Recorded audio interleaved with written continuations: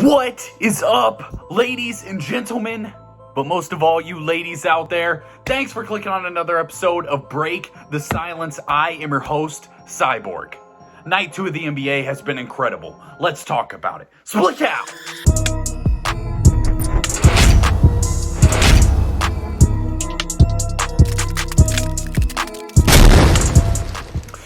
We are in night 2 of the NBA season, and it has been an incredible start to the night. The 7 and 7:30 games just Eastern time just finished, and we had some incredible basketball games, incredible performances to start the season, and we're going to hit on a couple things real quick when it comes to those games, and then I want to spend a little time talking about this Pelicans-Brooklyn-Nets game, because I think this game has a lot of, I think we saw a lot tonight in that game. So really looking forward to talking about that.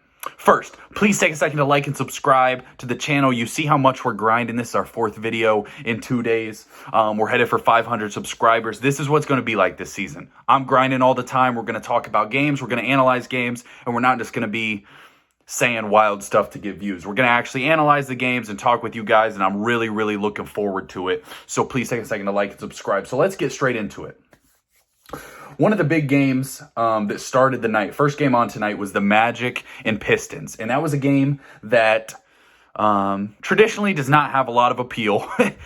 Pistons have not been very good, and Magic have not been very good in recent years. But I was really looking forward to this game because there were 2 players, actually 3, that I was really looking forward to seeing.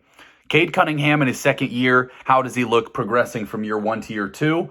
Jaden Ivey, the rookie that they drafted, I believe number 5 overall, was my favorite player in the draft.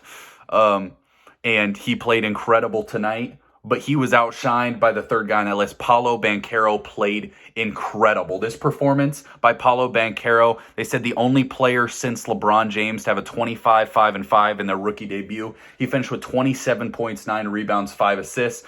The Pistons did take the win in that game, but Paolo Banchero played incredible basketball. The thing you notice about Paolo when he's on the court is he looks ginormous. He's got a really good mid-range game. He's going to have the ability to be a really good defender, really good slasher. Looks like he's a pretty good passer. I'm really excited to watch how Paolo Banchero develops. And the Magic have some nice young pieces, so really interesting to watch. They threw out some weird lineups. They had one lineup where it was Bol, Wendell Carter Jr., and Mo Bamba all on the court at the same time, which is just a wild lineup. We'll see how that develops as the season goes. But the other game I kind of want to hit on real quick. Obviously, there were quite a few games that went on, but don't got time to talk about all of them in too much detail. But the Bulls beat the Heat, kind of interesting. DeMar DeRozan balled out. My big prediction this year was that the Heat were going to fall off a little bit. And I think maybe we see some of that tonight. We don't want to overreact to game 1 of any NBA season, but you start to notice some you want to see if some of the things you thought hold true in game 1, and that's kind of what we saw. Cavaliers-Raptors was an incredible game. Donovan Mitchell's first game in Cleveland. He had 31-9. Darius Garland went out with an injury. Raptors are just so well-rounded, man. They just win a lot of games.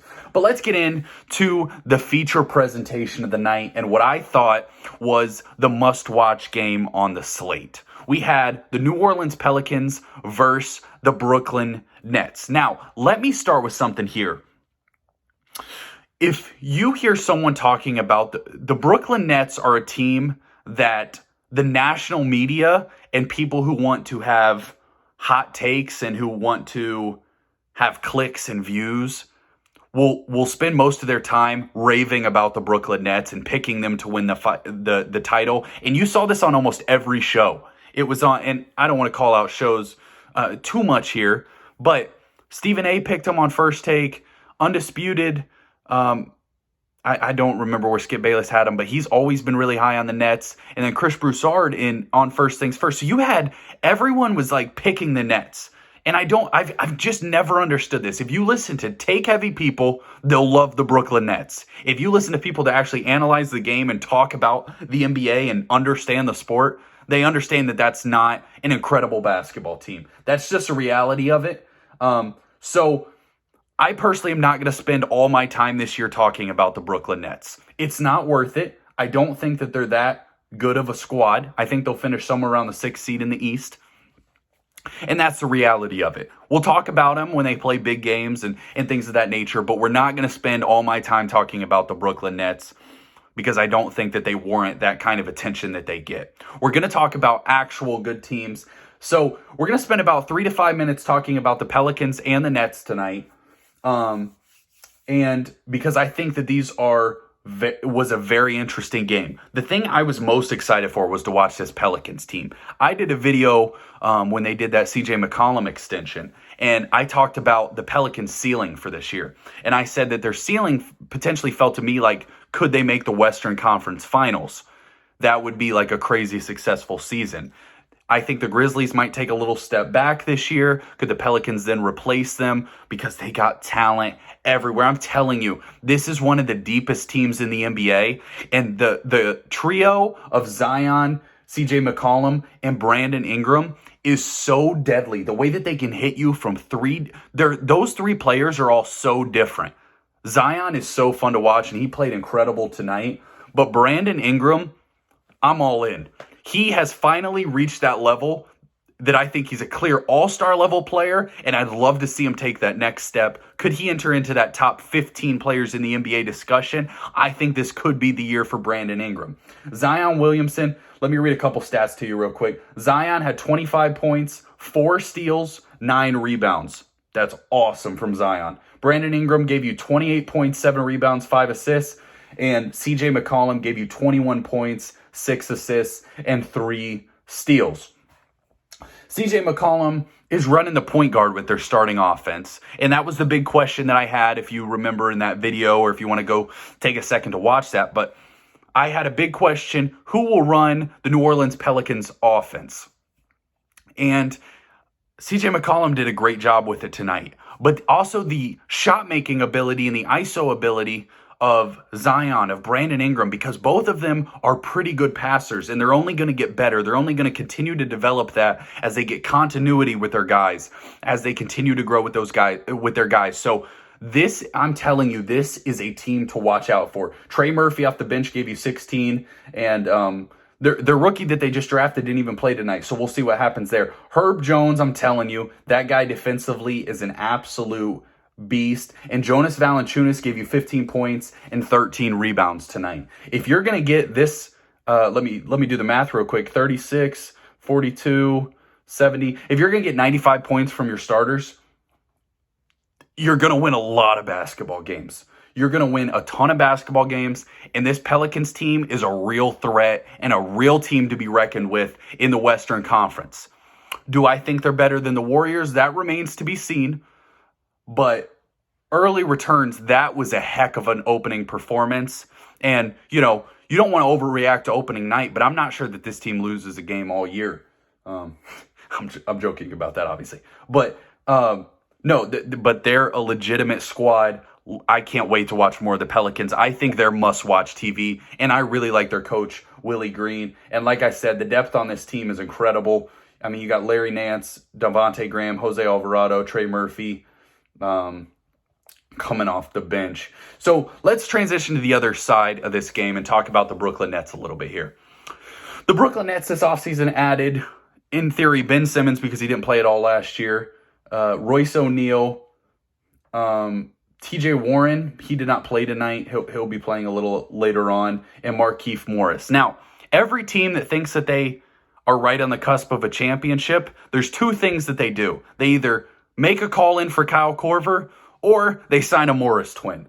And it's inevitable. Every year that there's like one of these contending teams that are right on the cusp, I turn on the game and there's a freaking Morris twin. I don't know how many Morris twins there are in the NBA, but they're on every team, it feels like, that's contending for a championship. Or gets a lot of hype that they're contending for a championship. I want to start with this. First off, Kevin Durant played incredible. He gave you 32 points and 4 blocks. He did what Kevin Durant does. Kevin Durant's an incredible basketball player, but I don't see him wanting to be with this team very much longer.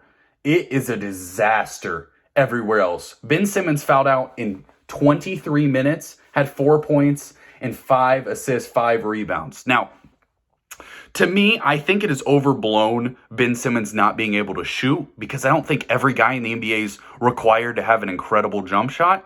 What I do think is an issue is his passive play in shot attempts at all. I'm not even talking about 3-point shots. He shot 3 shots in 23 minutes.